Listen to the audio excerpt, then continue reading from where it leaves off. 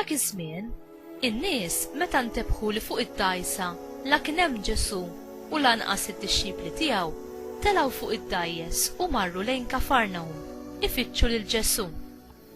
U meta sabuh in-naħa l-oħra tal-baħar, staqsew: Rabbi, meta ġejt hawn?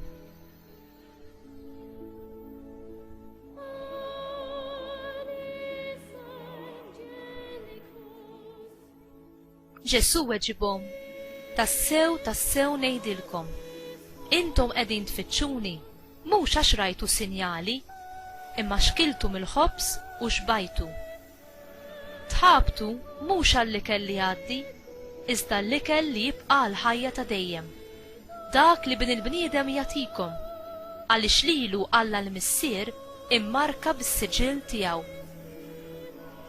Imbagħad staqsew: x'għandna nagħmlu biex nagħmlu l-opri ta' Alla? Weġibhom Ġesu: l-opra ta' Alla hija din, li intom temmnu f'dak li huwa bagħat.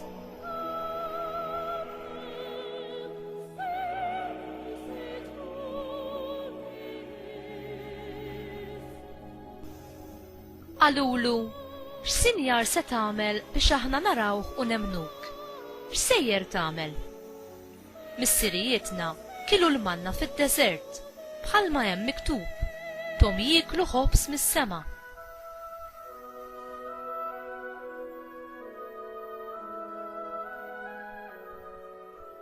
Weġibhom Ġesu: tassew ngħidilkom, mhux Mosè tagħkom il-ħobs mis-sema, iżda Missier jagħtikom il-ħobs tas-sew mis-sema, għaliex il-ħobs ta' Alla huwa dak li jinżel mis-sema u jagħti l-ħajja lid-dinja.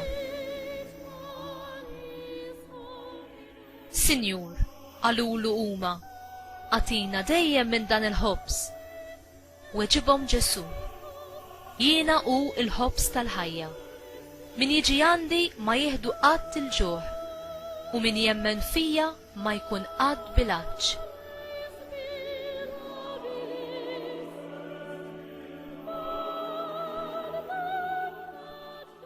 Il-kelma tal-mulej, tifħir lilek Kristu.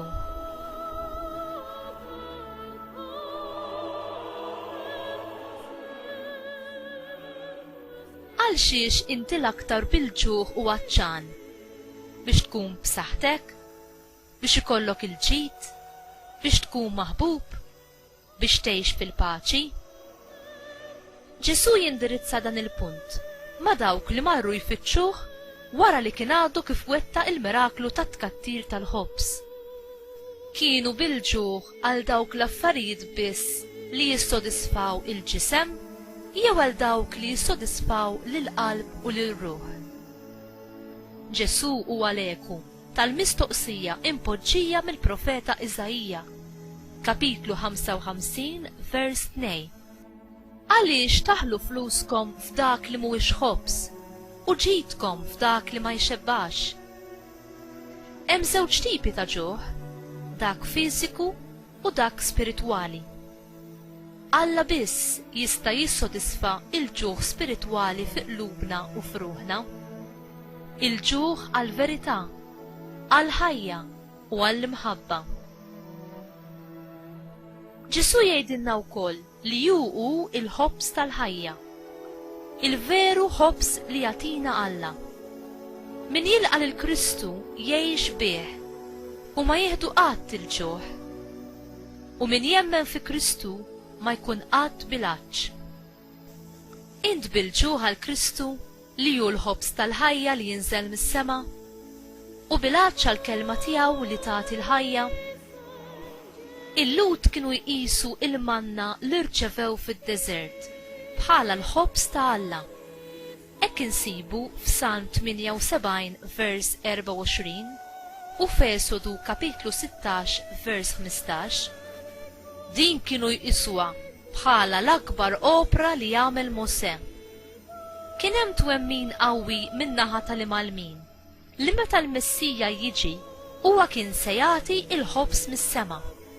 Issa il-Farisej u l-Kittiba kienu qed jitolbu lil Ġesu biex jipproduċi l-manna mis-sema bħala prova li hu vera il-Messija kif kien qed jistqar. Ġesu iweġibhom billi jgħidilhom li ma kienx Mosè li tom il-manna imma Alla nnifsu u li l-manna li ngħatat lil Mosè u lil poplu fid-deżert ma kienitx il-veru ħobs mis-sema imma biss simbolu tal-ħobs li kien għadu ġej. Ġesu imbagħad jagħmel stqarrija li Alla biss seta' jagħmel: jiena il-ħobs tal-ħajja. Il-ħobs li Ġesu joffri u l-istess ġismu u demmu fl-Ewkaristija li huma lejxin veru tagħna u li jagħtuna il-ħajja vera ta' Alla. Il-manna mis-sema kienet il-figura minn qabel tal-abbundanza superjuri tal-uniku ħobs fl-Ewkaristija jew fl-aħħar ċena tal-mulej li Ġesu ta' lid-dixxipli tiegħu għaw lil-lejl qabel ma bata. Il-manna fid-deżert sostniet lill-Iżraelin fil-vjaġġ tagħhom lejn l-art imwiegħda. Ma setax tagħtihom il-ħajja ta' dejjem. Il-ħobs li Ġesu joffrilna permezz tal-apostli tiegħu li llum huma s-saċerdoti isostnina mhux biss fil-vjaġġ tagħna lejn il-ġenna pajjiżna, iżda jagħtina bl-abbundanza il-ħajja sopranaturali ta' Alla nnifsu, kemm għalissa u għal dejjem fl-eternità.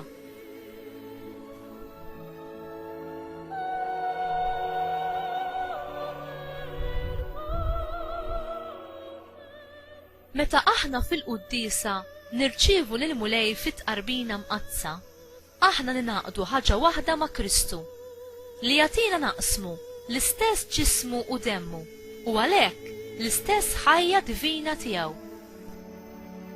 Bħalma l-ikel materjali li nieklu isir aħna, hekk ukoll bl-ikel spiritwali ninbidlu f'dak stess li qed nirċievu.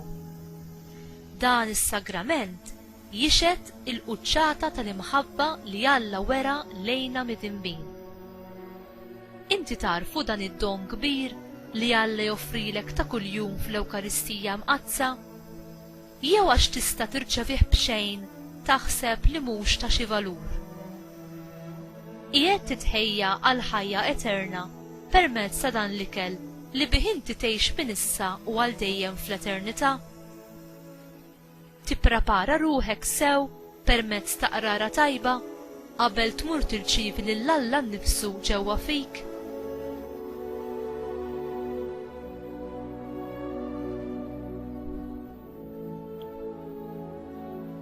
Mulej, kif qal tajjeb Sant Wistin, inti ħlaqtna għalik u qalbna ma ssib qatt kwiet jekk ma tistrieħx fik, għax inti biss tissodisfa x-xewqat u l-ġuħ l-aktar profond tal-qlub tagħna.